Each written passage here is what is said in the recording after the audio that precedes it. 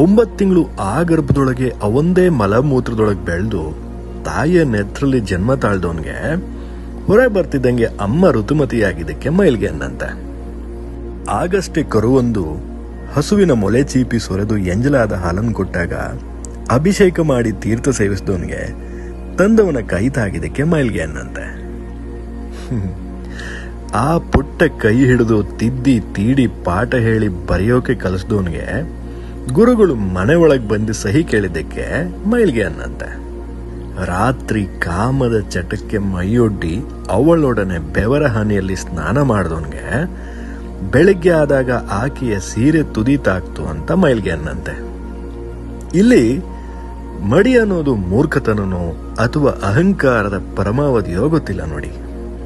ಯಾಕಂದ್ರೆ ಯಾರಿಗೂ ಬೇಡವಾದ ಎಕ್ಕದ ಹೂವು ನನ್ನ ಶಿವನಿಗೆ ಪವಿತ್ರ, ಯಾರಿಗೂ ಬೇಡವಾದ ಬಿಲ್ವದ ಎಲೆ ನನ್ನ ಶಿವನಿಗೆ ಪವಿತ್ರ, ಯಾರಿಗೂ ಬೇಡವಾದ ಕೆಲಸ ಭಿಕ್ಷಾಟನೆ ಅದು ಕೂಡ ನನ್ನ ಶಿವನಿಗೆ ಪವಿತ್ರ, ಯಾರಿಗೂ ಬೇಡವಾದ ಜಾಗ ಸ್ಮಶಾನ ಅದು ಕೂಡ ನನ್ನ ಶಿವನಿಗೆ ಪವಿತ್ರ, ಯಾರಿಗೂ ಬೇಡವಾದ ಶವದ ಬೂದಿ ಅದು ಶಿವನಿಗೆ ಪವಿತ್ರ.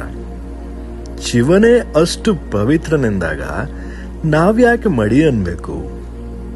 ನೋಡಿ, ಮನುಷ್ಯತ್ವಕ್ಕಿಂತ ಮಿಗಿಲಾದ ಮಡಿಯೊಂದಿಲ್ಲ, ಮನಸ್ಸಿಗಿನ್ನ ಮಿಗಿಲಾದ ಮೈಲಿಗೆ ಹೊಂದಿಲ್ಲ. ಯಾರು ಶುದ್ಧವಾದ ಪ್ರೀತಿ, ಅಹಿಂಸೆ, ಭಕ್ತಿ ಹಾಗೂ ಶರಣಾಗತಿಯ ಭಾವದಿಂದ ದೇವರನ್ನು ನೆನೆಯುತ್ತ ಸತ್ಕರ್ಮ ಮಾಡುತ್ತಾನಲ್ಲ, ಅವನೇ ನಿಜವಾದ ಮಡಿವಂತ, ಅವನೇ ನಿಜವಾದ ಶಿವಭಕ್ತ. ಹರಿ ಓಂ ತತ್ಸತ್.